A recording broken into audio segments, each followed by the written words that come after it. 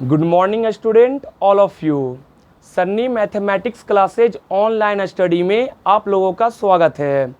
जैसा कि आप लोग जानते हैं क्लास 9th में अभी केमिस्ट्री चल रहा है और आज हम लोग केमिस्ट्री में आज ये आपका पार्ट 3 वीडियो है, ठीक है ना। पिछला 2 वीडियो हम अपलोड कर चुके हैं यूट्यूब पर और ये हमारा आज ये तीसरा वीडियो है। तो हम लोग पढ़ क्या रहे हैं केमिस्ट्री में चैप्टर 2, चैप्टर का नाम है तत्व, यौगिक और मिश्रण। ओके, और पिछले 2 क्लास में हम लोगों ने तत्व और यौगिक का विस्तृत अध्ययन कर चुके हैं और आज हम लोग अध्ययन करेंगे मिश्रण का। ओके, तो सभी बच्चे ध्यानपूर्वक और मन लगाकर पढ़ाई करेंगे और सभी छात्रों से विनम्र निवेदन है कि हमेशा घर से जब भी निकलें तो मास्क लगाए रखें और घर में सेल्फ स्टडी अपना करते रहें। और इस वीडियो को लाइक ज़रूर कीजिएगा और मेरे यूट्यूब चैनल को सब्सक्राइब कर दीजिए और शेयर भी कर सकते हैं। ओके, और मैं जल्द प्रयास करूंगा कि आपका क्लास ऑफलाइन कर दिया जाए, ठीक है। तब तक सभी बच्चे घर में रहिए और सेल्फ स्टडी करते रहिए। जब ऑफलाइन होगा, जब ट्यूशन आपको बुलाया जाएगा तो आ जाइएगा। ओके, तो get ready, best of luck. सुनिए ऑल ऑफ स्टूडेंट, आप लोग ध्यान दीजिए। जैसा कि हम लोग जानते हैं कि पदार्थ को रासायनिक गुणों के आधार पर मुख्यतः 3 भागों में बांटा जाता है, तत्व, यौगिक और मिश्रण। तत्व क्या है, इसके बारे में चर्चा हो चुकी है। तत्व वह शुद्ध पदार्थ है जिसे किसी भी भौतिक या रासायनिक विधि द्वारा अलग नहीं किया जा सकता है, उसे हम लोग तत्व कहते हैं। जैसे में hydrogen, nitrogen, oxygen, sodium, potassium, सोना, चांदी, प्लेटिनम इत्यादि। यौगिक क्या है, तो यौगिक भी शुद्ध पदार्थ है, लेकिन किसी यौगिक का निर्माण किन्हीं 2 तत्वों को मिलाने से और किन्हीं 2 तत्वों को एक निश्चित अनुपात में मिलाने से यौगिक का निर्माण होता है। और मिश्रण, जब कोई भी पदार्थ को आप मिला दीजिए बिना किसी अनुपात में तो हमारा मिश्रण होता है। ओके, और इसका डिटेल क्लास पिछले क्लास में बताया जा चुका है। ओके, तो देखिए बच्चे लोग ध्यान दीजिएगा। जैसे मैंने आपको ट्रिक दिया था क्या, कि जब कोई चीज़ सिंगल आए, अकेला आए तो वो तत्व रहेगा, लेकिन जब कोई हम 2 का नाम एक साथ लें तो वो यौगिक रहेगा। जैसे में हम आपसे पूछेंगे कि सोडियम क्या है, तो सोडियम एक तत्व है। क्लोरीन क्या है, तो क्लोरीन भी एक तत्व है। बट जब पूछेंगे कि सोडियम क्लोराइड क्या है, तो सोडियम क्लोराइड एक यौगिक है, क्योंकि सोडियम क्लोराइड का निर्माण सोडियम और क्लोरीन के मिलने से हुआ है। आई बात समझ में। और ये एक फिक्स रेशियो पर काम करता है, जैसा कि कल मैंने आपको समझाया था, ठीक है। उसी प्रकार हम आपसे पूछेंगे कि बताइए हाइड्रोजन क्या है, तो हाइड्रोजन एक तत्व है। ऑक्सीजन क्या है, तो ऑक्सीजन एक तत्व है। लेकिन जब पूछेंगे कि जल क्या है, तो जल एक तत्व नहीं है, जल एक यौगिक है, क्योंकि जल का रासायनिक सूत्र होता है H2O। और जैसा कि आपको मालूम है जल में हाइड्रोजन और ऑक्सीजन का जो अनुपात होता है वो कितना होता है, 2:1, क्योंकि हाइड्रोजन 2 गो है और ऑक्सीजन देखिए कुछ नहीं दिख रहा है तो 1 तो रहता है ना, तो 2:1। ये सब मैं आपको पिछले कक्षा में पढ़ा चुका हूँ, तो आज हम लोग इससे आगे चलेंगे। ओके, और सभी लोग नोट्स करते भी चलिएगा और समझते भी चलिएगा, ठीक है ना। चलिए देखिए आज का टॉपिक देखा जाए। ओके, अब देखिए हम लोगों ने, मैंने आपको ये भी बताया था कि तत्व को भी मुख्यतः 2 भागों में बांट देते हैं, एक धातु और एक अधातु। ओके, और तत्व का भी एक और श्रेणी होता है, ठीक है, जिसे हम लोग उपधातु के नाम से कहते हैं। वो बात का विषय है। यानी हम ये कह सकते हैं कि देखिए जो पदार्थ है उसको रासायनिक गुण के आधार पर हम 3 भाग में बांट दिए, तत्व, यौगिक और मिश्रण में। और तत्व भी कितने भागों में बढ़ जाता है, 2 भागों में, धातु और अधातु में। हालांकि यौगिक नहीं बटेगा लेकिन मिश्रण बटेगा। इसका एक डायग्राम हम लास्ट में बना देंगे। ओके, तब तक इतना आप लोग देख लीजिए। चलिए अब आगे बढ़ते हैं। सुनिए, अब हम लोग थोड़ा देर के लिए बात कर लेते हैं कि what is the difference between elements and compound, ठीक है। यानी तत्व और यौगिक के बीच में मुख्यतः अंतर क्या है, ठीक है, तो इसके बारे में हम विचार करते हैं। तो आप लोग एक बात देखिए, तत्व के बारे में मैंने आपको पढ़ा दिया, एग्जाम्पल भी दे दिया, यौगिक के बारे में भी पढ़ा दिए, एग्जाम्पल भी दिए, और इसके प्रॉपर्टीज यानी दोनों का गुण के बारे में भी चर्चा हो चुकी है। अब हम यहाँ पर क्या करेंगे, संक्षिप्त रूप में समझ लेंगे कि तत्व और यौगिक में मुख्यतः अंतर क्या होता है। ठीक है, ध्यान दीजिएगा। देखिए, सबसे पहला बेसिक अंतर तो यह है कि तत्व वह शुद्ध पदार्थ है जिसे किसी भी भौतिक या रासायनिक विधि द्वारा अलग नहीं कर सकते हैं, उसे हम लोग क्या कहते हैं, उसे हम लोग तत्व कहते हैं। ओके, और यौगिक क्या है, तो किसी भी यौगिक का निर्माण किन्हीं दो तत्वों को एक निश्चित अनुपात में मिलाने से होता है, उसे हम लोग क्या कहते हैं, यौगिक कहते हैं। यानी पहला पॉइंट में एक चीज कॉमन है कि तत्व और यौगिक दोनों का दोनों शुद्ध पदार्थ ही है। ठीक है, दो तत्वों के मिलने से एक यौगिक का निर्माण होता है। आई बात समझ में। इसके आगे अब बढ़ते हैं। देखिए, इसके आगे क्या कह रहा है, ध्यान दीजिएगा कि जो तत्व होते हैं वो एक ही प्रकार के परमाणुओं से मिलकर बने होते हैं, लेकिन जो यौगिक होते हैं वो विभिन्न प्रकार के परमाणुओं से मिलकर बनते हैं। जैसे इसका अर्थ क्या हुआ वो समझिएगा, सुनिए। जैसे मैं आपसे पूछता हूं कि सोडियम क्या है, तो आप जवाब दीजिएगा कि सर सोडियम एक तत्व है। अच्छी बात है, ठीक है, सोडियम का संकेत N है, सोडियम एक तत्व हुआ, ठीक है ना। अब मान लिया जाए हम ऐसे लिख देते हैं Na2, इसका अर्थ ये हुआ ना कि यहाँ पर सोडियम के दो परमाणु मौजूद हैं। ओके, तो देखिए जो तत्व के परमाणु होते हैं, अब आपके मन में ये प्रश्न उठा होगा कि सर ये परमाणु क्या है, कुछ देर इंतजार कीजिए आपको समझ में आ जाएगा। तो देखिए ये जो तत्व के जो परमाणु होते हैं वो एक ही है। Na2 का मतलब हुआ कि सोडियम के दो परमाणु है, लेकिन है तो सोडियम ही ना। इसका अर्थ ये हुआ कि तत्व जो होता है एक ही प्रकार के परमाणु से मिलकर बना होता है। ओके, लेकिन यौगिक जो है, आपको मालूम है कि यौगिक का निर्माण दो या दो से अधिक तत्वों को मिलाने से होता है। तो हम कह सकते हैं कि यौगिक का निर्माण, ठीक है ना, या यौगिक विभिन्न प्रकार के तत्वों से मिलकर बने होते हैं, विभिन्न प्रकार के परमाणुओं से मिलकर बने होते हैं। जैसे में हम लिखते हैं NaCl, सोडियम क्लोराइड।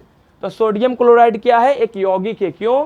क्योंकि सोडियम क्लोराइड का निर्माण सोडियम और क्लोरीन के मिलने से हुआ है, तो यह यौगिक हुआ। ओके, अब देखिए सोडियम क्लोराइड में सोडियम भी है और सोडियम क्लोराइड में क्लोरीन भी है, तो ये मिक्स ना हो गया है कि नहीं, यानी यह विभिन्न प्रकार के परमाणुओं से मिलकर बना होता है। तो देखिए सिंपल एक कॉन्सेप्ट ही कहता है कि सिंगल आएगा तो तत्व है, और जब दो तत्व मिलकर आएगा तो वो यौगिक है। यानी कि तत्व जो होते हैं एक ही प्रकार के परमाणुओं से मिलकर बने होते हैं, और यौगिक विभिन्न प्रकार के परमाणुओं से मिलकर बनते हैं। नेक्स्ट अगला पॉइंट पर गौर करेंगे तो देखिए कहता क्या है कि तत्व सिर्फ एक पदार्थ से बना होता है, बात वही है, और यौगिक विभिन्न प्रकार के पदार्थों से मिलकर बनता है। चलिए इसके अलावा कहता क्या है, ध्यान दीजिएगा कि तत्वों के जो भौतिक और रासायनिक गुण होते हैं ये यौगिक से एकदम अलग होते हैं। देखिए तत्व का जो गुण होता है ना, जैसे सोडियम का जो गुण है सोडियम क्लोराइड के गुण से एकदम अलग रहेगा, और जो यौगिक का गुण है ये तत्वों के गुण से एकदम अलग रहेगा। जैसा कि मैंने आपको बताया था कि जब किसी यौगिक का निर्माण होता है तो उस यौगिक को बनाने में जो तत्व पार्टिसिपेट करता है वह अपना गुण, अपनी पहचान खो देता है। कहने का अर्थ ये हुआ कि सोडियम एक ज्वलनशील पदार्थ है। सोडियम काफ़ी क्या कहते हैं, अभिक्रियाशील धातु है, तुरंत किसी से रिएक्शन कर सकता है, इसकी क्रियाशीलता काफ़ी ज़्यादा हुई है कि नहीं है। क्लोरीन एक ऐसी गैस है जो फूलों का रंग उड़ा देगी, बट जब दोनों मिल जाएगा तो बनाएगा सोडियम क्लोराइड। तो इस सोडियम क्लोराइड का गुण सोडियम के गुण से अलग रहेगा और क्लोरीन के गुण से भी अलग ही रहेगा। ओके, चलिए इसके अलावे अब सुनिए, किसी तत्व का सूक्ष्मतम कण यानी सबसे छोटा कण परमाणु कहलाता है, और किसी यौगिक का सबसे छोटा कण अणु कहलाता है। ये बात आपको अब से ध्यान रखनी है। हालांकि केमिस्ट्री का जो चैप्टर 3 है वो यही है, परमाणु, अणु और आयन, वहाँ पर इसके बारे में हम डिटेल अध्ययन करेंगे। पहले यहाँ पर सुन लीजिए क्या है और क्या नहीं है। देखिए, जैसे आप लोग देखिए, जब किसी भी घर का निर्माण होता है तो उस घर के निर्माण में एक बेसिक चीज़ होती है, एक बुनियादी चीज़ होती है, ईंट, सीमेंट, बालू, ये सब। या देखिए, जब हमारा ही शरीर देख लीजिए ना, जो मानव शरीर होता है, तो मानव शरीर की सबसे छोटी रचनात्मक और क्रियात्मक इकाई को हम लोग कहते हैं कोशिका, सेल। ओके, तो सेल क्या है जी? तो मानव शरीर का सबसे छोटा इकाई है। यानी हमारा शरीर कोशिकाओं से मिलकर बना हुआ है कि नहीं? बात समझ रहे हैं ना? तो यही चीज़ है। और जैसा कि आपको मालूम है, कोशिका का जो खोज हुआ था वो रॉबर्ट हुक ने किए थे 1665 ईस्वी में। ओके, कोशिका की खोज रॉबर्ट हुक ने 1665 ईस्वी में की थी, ठीक है ना? और कोशिका का अध्ययन सीटोलॉजी कहलाता है। याद रखिएगा, study of cell equal to cytology, cytology है ना?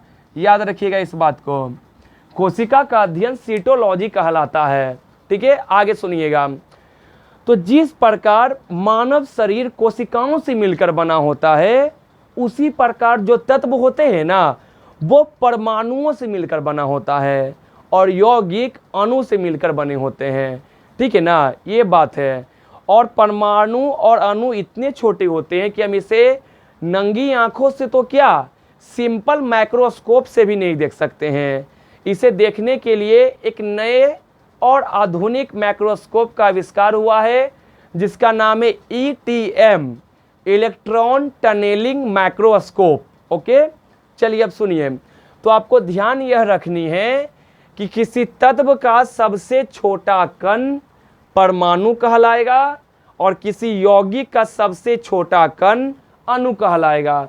जैसे सोडियम है, तो सोडियम का सबसे छोटा कण परमाणु कहलाएगा और सोडियम क्लोराइड का सबसे छोटा कण अणु कहलाएगा। बिकॉज सोडियम एक तत्व है और सोडियम क्लोराइड एक यौगिक है।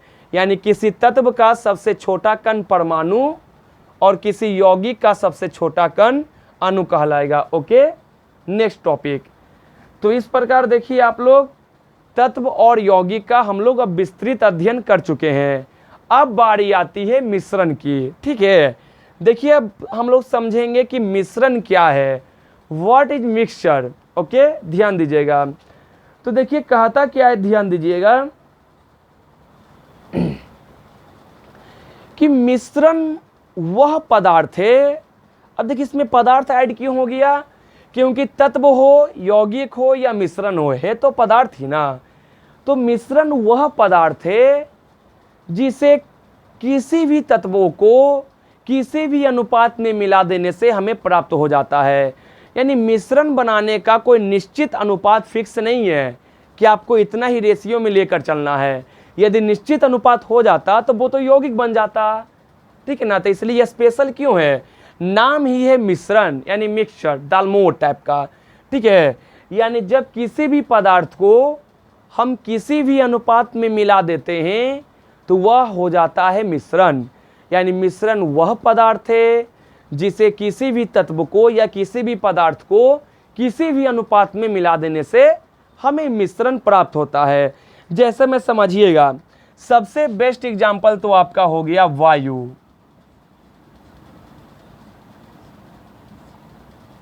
ठीक है, जैसे हम पूछेंगे कि वायु क्या है, तो जैसा कि आपको मालूम है कि वायु गैसों का मिश्रण है। Air is the mixture of all gases. Okay, यानी हमारे इस वायुमंडल में विभिन्न प्रकार के गैस मौजूद हैं।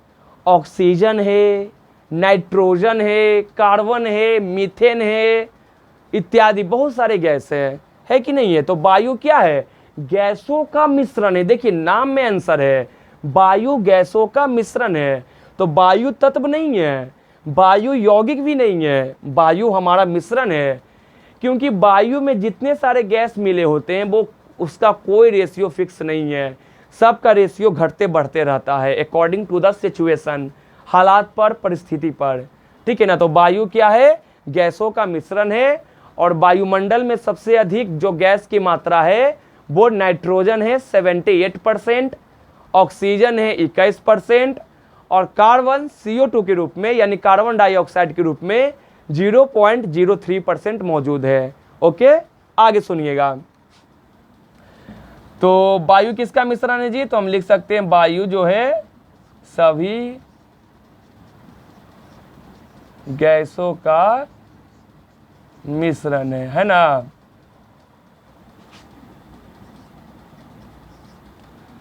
मान लिया जाए हम बात करते हैं बारूद की, तो आपको मालूम होगा बारूद के बारे में, ठीक है ना। बारूद क्या है जी? तो आपको मालूम है कि बारूद क्या होता है, ठीक है ना।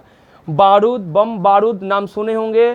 तो ये जो बारूद होता है, ध्यान दीजिएगा, सोरा हो गया, गंधक हो गया और कोयला का मिश्रण होता है। देखिए बारूद को बनाने में हम लोग देखिए किसका किसका यूज करते हैं। सोरा, सोरा एक विस्फोटक पदार्थ होता है, ठीक है ना। सोरा का यूज करते हैं, गंधक का यूज करते हैं और कोयला का यूज करते हैं। तो हम कह सकते हैं कि बारूद जो है सोरा, गंधक और कोयला का क्या है? तो ये आपका मिश्रण हुआ है ना। इसके अलावा देखिए इस्पात, नाम सुनते होंगे इस्पात। इस्पात का मतलब होता है स्टील, ठीक है ना। तो ये देखिए जो स्टील होता है, इस्पात होता है, ये लोहा, कार्बन, थोड़ा मात्रा में निकेल, क्रोमियम, मैग्नीज, ये सभी को मिलाने से हमारा क्या बनता है जी?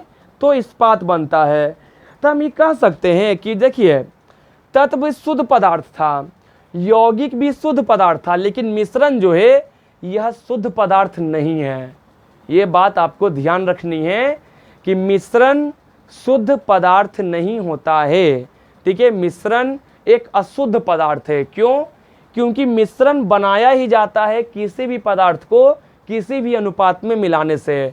तो हम कह सकते हैं कि जो मिश्रण होता है, जो मिक्सचर होता है, यह शुद्ध पदार्थ नहीं होता है। और यदि हम बात करेंगे मिश्रण के अवयवी तत्वों की, तो क्या बोलिएगा? तो मिश्रण का अवयवी तत्व का मतलब हुआ कि मिश्रण में, ठीक है, क्या क्या मौजूद है, यानी वो पदार्थ किससे किससे मिलकर बना है। जैसे हम कहेंगे जैसे वायु, तो वायु गैसों का मिश्रण है। तो वायु के घटक हुए कौन कौन, यानी कि उसके कंपोनेंट बताइए, ठीक है ना। तो कार्बन, नाइट्रोजन, जितने सारे गैस है नाम ले लीजिए उसका। बारूद, क्वेश्चन आएगा बारूद किसका मिश्रण है, या बारूद के मुख्य अवयव कौन कौन है, तब पर भी आंसर यही है, यानी बारूद किसका मिश्रण है? तो सोरा, गंधक और कोयला का ये मिश्रण होता है। आई बात समझ में?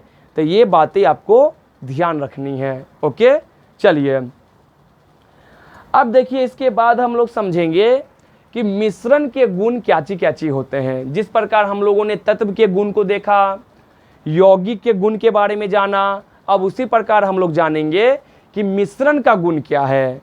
प्रॉपर्टीज ऑफ मिश्रण, सॉरी प्रॉपर्टीज ऑफ मिक्सचर। तो देखिए मिश्रण का पहला तो गुण ये होता है कि मिश्रण या तो समांग हो सकता है या तो विषमांग हो सकता है, यानी मिश्रण समांग या विषमांग दोनों हो सकता है। अब देखिए इसका मतलब क्या हुआ, मैंने दो वर्ड बोला,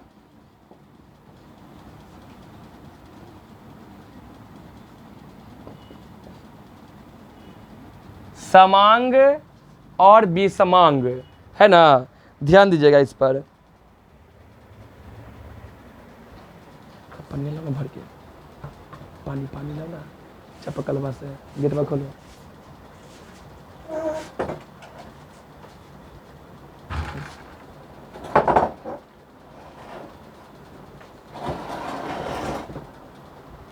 चलिए आगे सुनिएगा। देखिए तो ध्यान दीजिए, मिश्रण जो है समांग भी हो सकता है, विषमांग भी हो सकता है। अब आपके मन में यह प्रश्न उठ रहा होगा कि समांग क्या है और विषमांग क्या है। तो देखिए जब कोई पदार्थ पूरी तरह एक दूसरे में घुल जाता है, मिल जाता है, तो वह समांग मिश्रण होता है। और जब कोई पदार्थ एक दूसरे में नहीं घुल पाता है, ठीक है ना, अधूरा रह जाता है, तो वह विषमांग मिश्रण होता है। जैसे कहने का अर्थ ये हुआ कि हम पानी और चीनी को घुलाइए, पानी और चीनी को जब हम लोग घुलाते हैं तो पानी में क्या होता है, चीनी पूरी तरह घुल जाती है। तो पानी और चीनी का मिश्रण समांग मिश्रण हुआ, क्योंकि वो पूरी तरह घुल गया। लेकिन हम पानी में यानी जल में यदि हम बालू मिलाएंगे तो वो पूरी तरह नहीं घुलेगा, वो दिखाई देने लगेगा। तो हम कह सकते हैं कि जल और बालू का जो मिश्रण है वो विषमांग मिश्रण है। ठीक है, ध्यान दीजिएगा।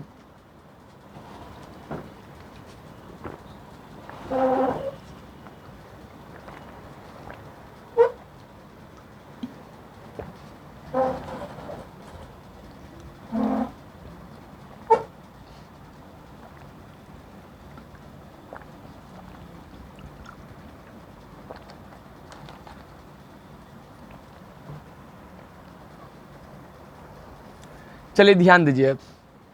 तो देखिए पहला गुण मिश्रण का क्या है कि मिश्रण या तो समांग हो सकता है या तो विषमांग, है ना। समांग का मतलब होता है कि जब कोई पदार्थ पूरी तरह घुल जाए तो वह समांग हुआ, और विषमांग का मतलब क्या हुआ कि जब कोई पदार्थ पूरी तरह ना घुले। जैसे पानी और चीनी को जब घुलाइएगा तो पूरी तरह घुल जाएगा, चीनी नहीं दिखाई देगा, तो वो हमारा हुआ समांग मिश्रण। अब पानी और बालू को घुलाइएगा तो बालू तो दिखाई देगा, वह पूरी तरह नहीं घुलेगा, तो वह हुआ विषमांग मिश्रण। तो आई बात समझ में। तो बच्चे लोग ध्यान दीजिए, पानी और चीनी का मिश्रण समांग मिश्रण हुआ, लेकिन पानी और बालू का मिश्रण विषमांग मिश्रण हुआ। ओके, आगे हम लोग बढ़ते हैं। अब देखिए कहता क्या है, ध्यान दीजिएगा सब लोग, कि जैसे वायु है तो आप कहेंगे कि सर वायु कैसा मिश्रण है। आप तो ये जानते हैं कि वायु गैसों का मिश्रण है, बट वायु कैसा मिश्रण है, समांग या विषमांग। तो आप जरा हवा को देख सकते हैं, पहले तो ये बताइए। जब वायु को देख ही नहीं सकते तो उसका कंपोनेंट आपको कैसे दिखाई देगा। ठीक है, यानी वायु में जो गैस मिली हुई है वो एकदम समांग है, यही कारण है कि वो नहीं दिखाई देती है। तो वायु गैसों का मिश्रण है, लेकिन वायु कैसा मिश्रण है, तो वायु हमारा समांग मिश्रण है ना। वायु कैसा मिश्रण है, तो समांग मिश्रण है, आपको ये याद रखना है। ठीक है, अब देखिए आगे क्या कहता है, सुनिएगा। एक होता है मिश्रणीय द्रव। देखिए एक टॉपिक इसमें है,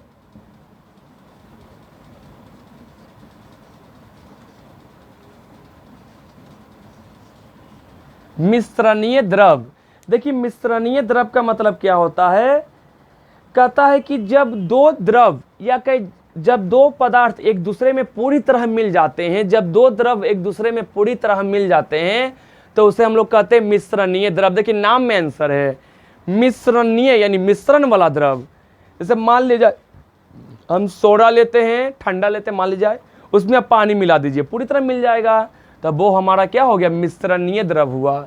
ठीक है ना। या दूध और पानी मिश्रणीय द्रव का उदाहरण है कि जब दो द्रव एक दूसरे में पूरी तरह घुल जाए, मिल जाए, तो उसे हम लोग क्या कहेंगे, मिश्रणीय द्रव कहेंगे। आई बात समझ में। तो बच्चे लोग ध्यान दीजिए, इस प्रकार देखिए आपका एक डायग्राम बन रहा है कि मिश्रण भी दो प्रकार का हो सकता है, एक समांग और एक विषमांग। पूरी तरह घुल जाए तो समांग है, और पूरी तरह नहीं घुले तो वो हो गया हमारा विषमांग, है ना। चलिए अब आगे देखिएगा।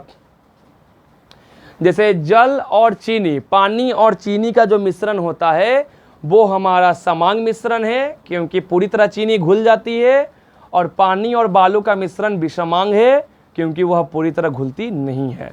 ओके, आगे अब देखिए कहता कि मिश्रणीय द्रव भी आपको समझ में आ गया होगा। मिश्रणीय द्रव क्या है जी, तब मिश्रणीय द्रव का मतलब हुआ कि जब दो द्रव एक दूसरे में पूरी तरह घुल जाते हैं, अब वो दिखाई नहीं देगा, ये भी एक किसका कंडीशन है। आप दूध में पानी मिला दीजिएगा तो क्या वो दिखाई देगा, पानी अलग है दूध अलग, नहीं। तब पानी और दूध का भी जो मिश्रण होता है वो होता है मिश्रणीय द्रव। लेकिन हाँ जरा ये सोच कर बताइएगा कि जल और तेल का मिश्रण वो मिल तो जाएगा, लेकिन देखिए उसका एक लेयर अलग हो जाता है। तेल जो होता है पानी की ऊपरी सतह पर आकर तैरने लगता है, तो वो मिश्रणीय द्रव नहीं हुआ। मिश्रणीय द्रव कहने का अर्थ हुआ कि कोई भी जो द्रव रहेगा ना वह पूरी तरह अपने में घुल जाएगा, उसका कंपोनेंट दिखाई नहीं देगा। आई बात समझ में। तो ये चीज़ आपको ध्यान रखनी है।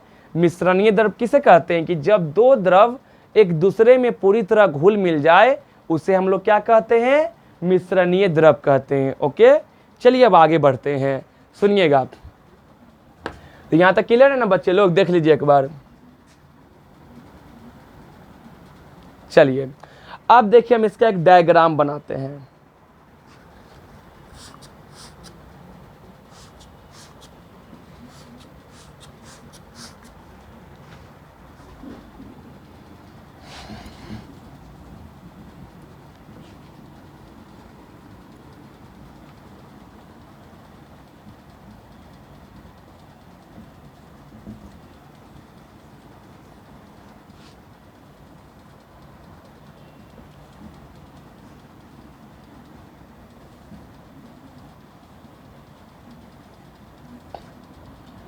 बच्चे लोग अब देखिए हम आपको एक डायग्राम से कोशिश करेंगे इस चैप्टर का सारांश अब समझाने में।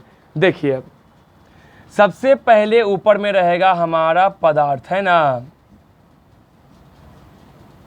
चलिए पदार्थ हो गया।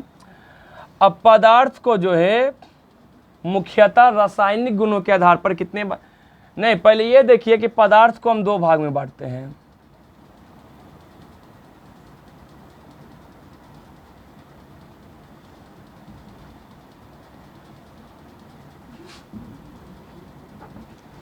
एक बांट देते हैं शुद्ध पदार्थ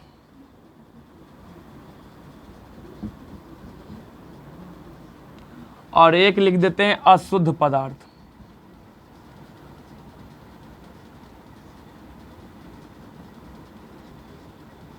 ओके, तो पदार्थ को पहले हम दो भाग में बांट दिए, एक शुद्ध पदार्थ और एक अशुद्ध पदार्थ।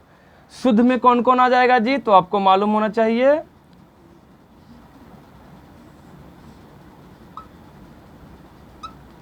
शुद्ध में देखिए एक तत्व था, एक यौगिक था।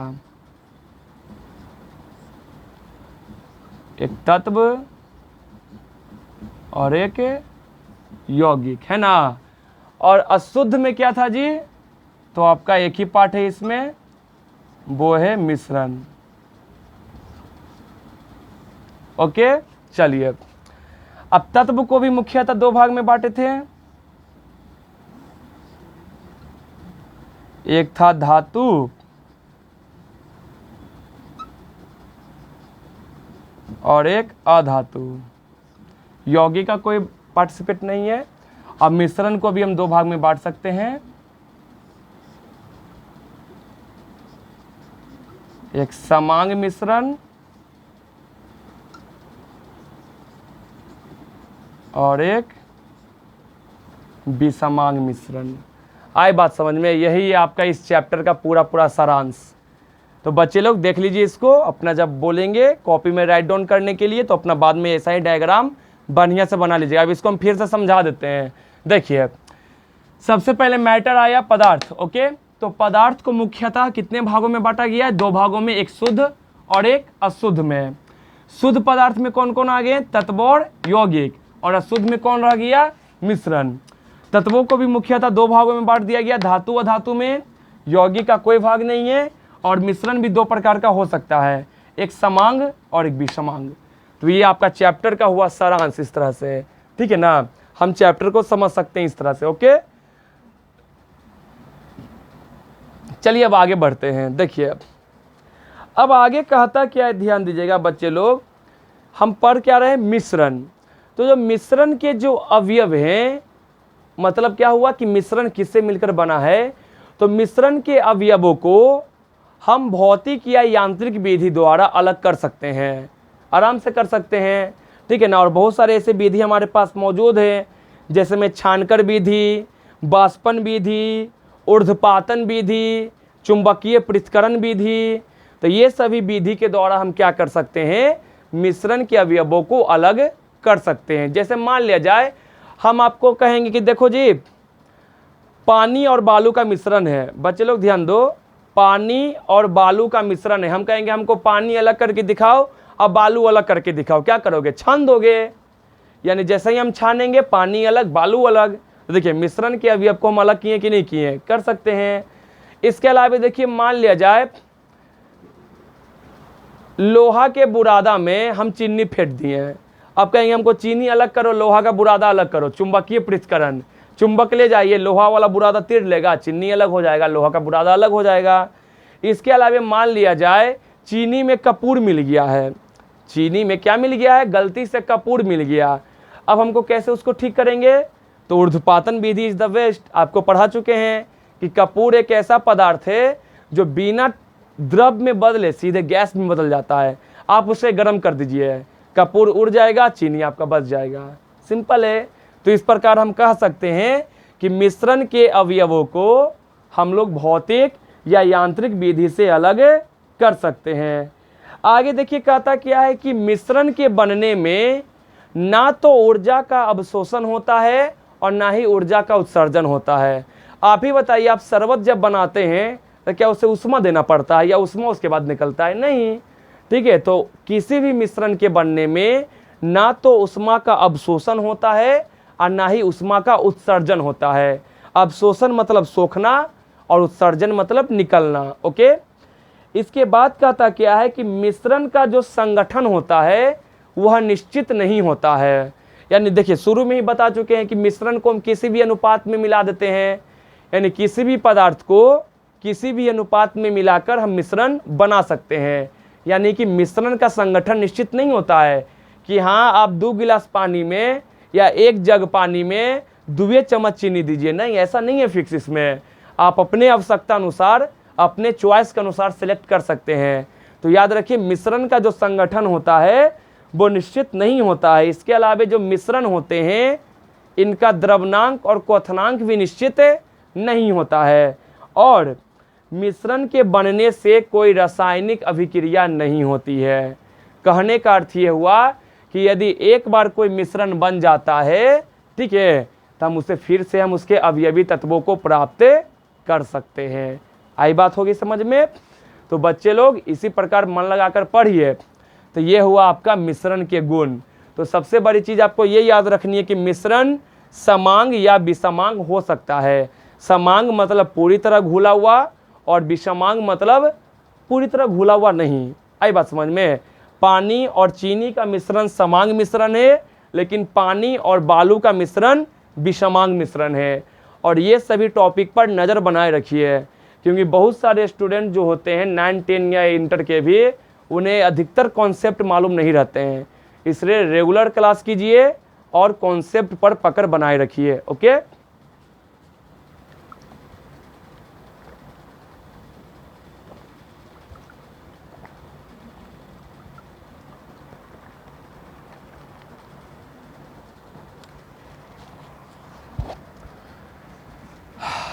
चलिए, यहाँ तक तो कोई दिक्कत नहीं है। अब लिख लिया जाए, राइट डाउन।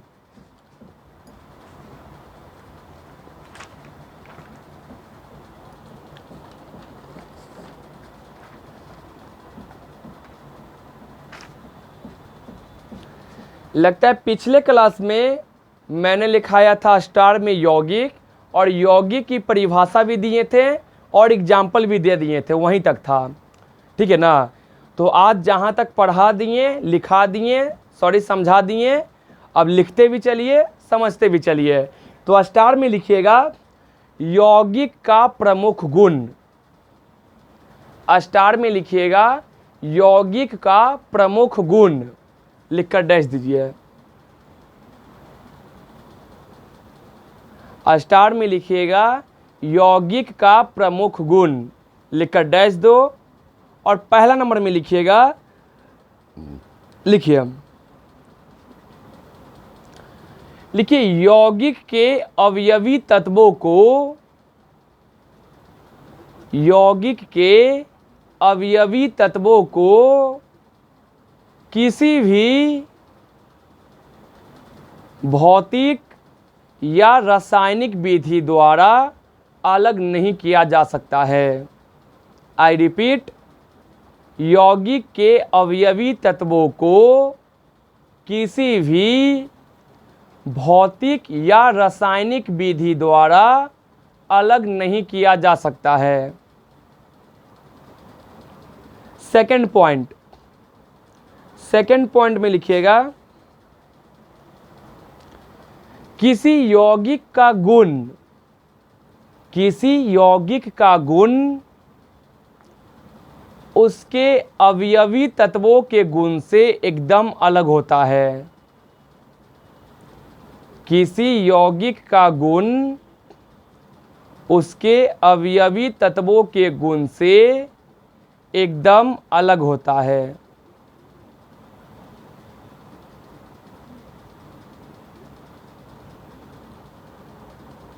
उसके अवयवी तत्वों के गुण से एकदम अलग होता है। नेक्स्ट पॉइंट, अगला पॉइंट में लिखिएगा, लिखिए किसी यौगिक में उसका अवयवी तत्व, किसी यौगिक में उसका अवयवी तत्व भार के विचार से, यानी द्रव्यमान भार के विचार से एक निश्चित अनुपात में रहता है।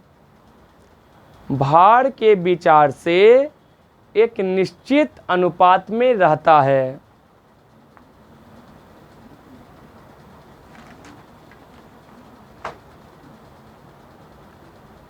नेक्स्ट पॉइंट, अगला पॉइंट में लिखिएगा, यौगिक का द्रवणांक और क्वथनांक निश्चित होता है। यौगिक का द्रवणांक और क्वथनांक निश्चित होता है। यौगिक का द्रवणांक और क्वथनांक निश्चित होता है।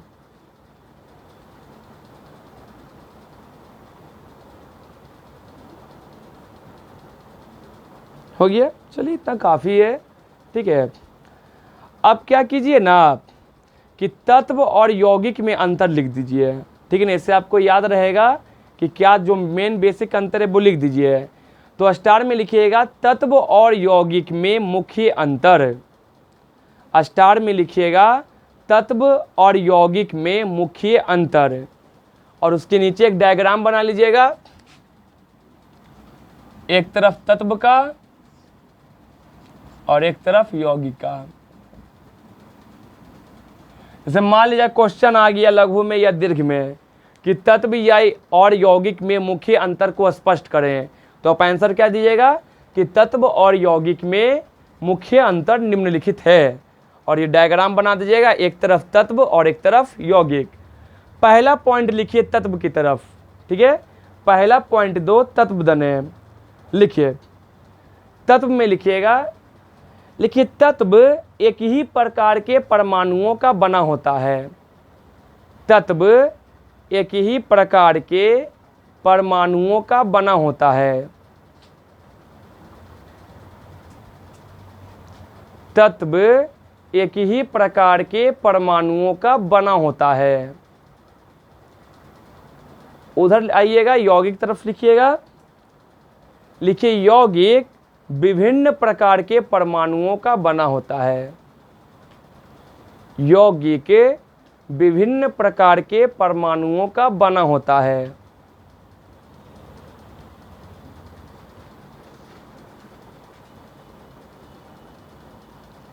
यौगिक विभिन्न प्रकार के परमाणुओं का बना होता है।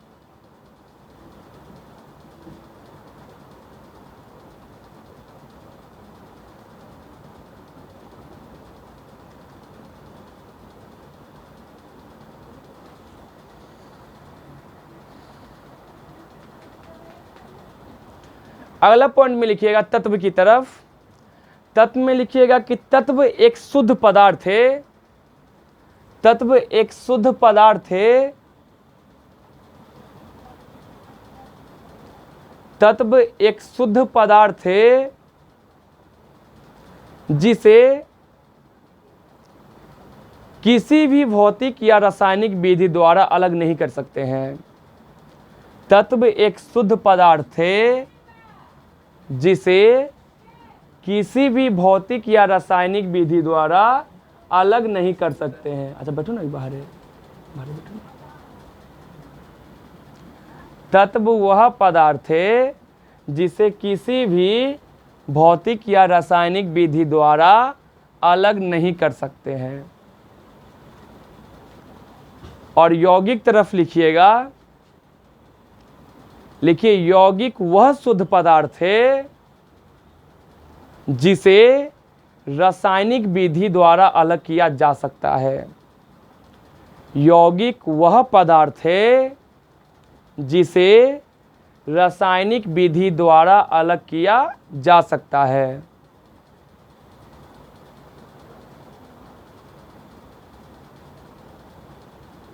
चलिए एक और पॉइंट लिख दीजिए तत्व की तरफ।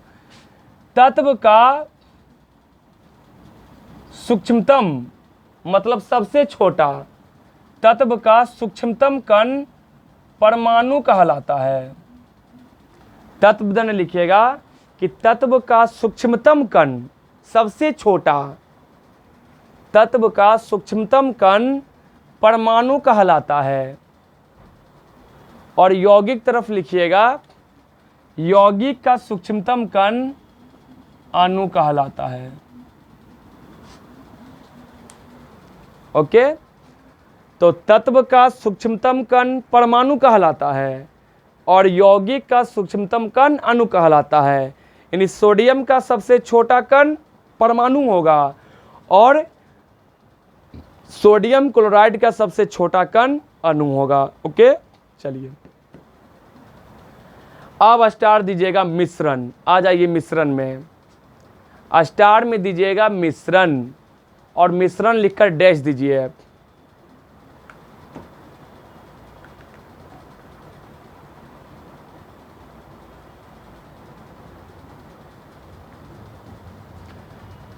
स्टार में लिखिएगा मिश्रण और मिश्रण लिखकर डैश दीजिए। लिखिए मिश्रण वह पदार्थ है जिसे, मिश्रण वह पदार्थ है जिसे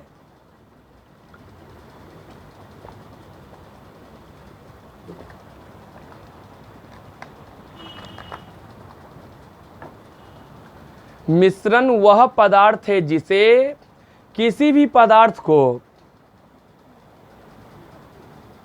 किसी भी अनुपात में मिला देने से बनता है। आई रिपीट, मिश्रण वह पदार्थ है जिसे किसी भी पदार्थ को किसी भी अनुपात में मिला देने से बनता है, उसे मिश्रण कहते हैं, उसे मिश्रण कहते हैं। जैसे एग्जाम्पल में लिखिएगा, जैसे में लिखिए, जैसे में एग्जाम्पल नंबर 1 वायु गैसों का मिश्रण है। एग्जाम्पल नंबर 1 में लिखिएगा वायु गैसों का मिश्रण है। Air is the mixture of all gases. वायु गैसों का मिश्रण है। सेकंड पॉइंट में लिखिएगा दूसरा एग्जाम्पल में बारूद, बम बारूद होता है ना, बारूद सोडा, सोडा उससे पोटेशियम नाइट्रेट होता है, एक प्रकार का पदार्थ है। सोडा गंधक और कोयले का मिश्रण है। बारूद सोडा गंधक और कोयले का मिश्रण है।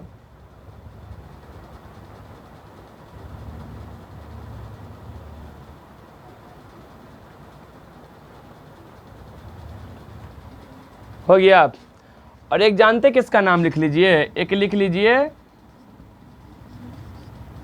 लिखो टिंचर आयोडीन। ये मैट्रिक में पूछा हुआ क्वेश्चन है, ठीक है ना। लिखिएगा tincture iodine, tincture iodine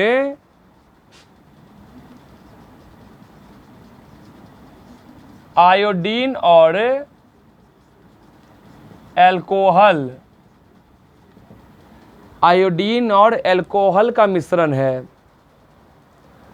tincture iodine, iodine और एल्कोहल का मिश्रण है। देखिए iodine, iodine plus alcohol, okay, iodine plus alcohol equal to tincture iodine. तो ये बोर्ड एग्जाम्स में पूछा हुआ क्वेश्चन है कि टिंचर आयोडीन किसका मिश्रण है। तो टिंचर आयोडीन, आयोडीन और एल्कोहल का मिश्रण है। समझे बात को। टिंचर आयोडीन, आयोडीन और एल्कोहल का मिश्रण होता है। ये एक प्रकार से दवा के रूप में काम करती है ना, घाव को भरने में, ठीक है ना। एल्कोहल मतलब शराब, दारू, ठीक है ना, उसमें हम नमक मिलाकर उसको हम यूज कर सकते हैं बढ़िया से, ठीक है। तो याद रखिए आयोडीन और एल्कोहल यानी iodine plus alcohol equal to tincture iodine. यानी पूछेगा आपसे कि टिंचर आयोडीन किसका मिश्रण है, तो टिंचर आयोडीन आयोडीन और एल्कोहल का मिश्रण है। इत्यादि कर दीजिए, काफ़ी इतना।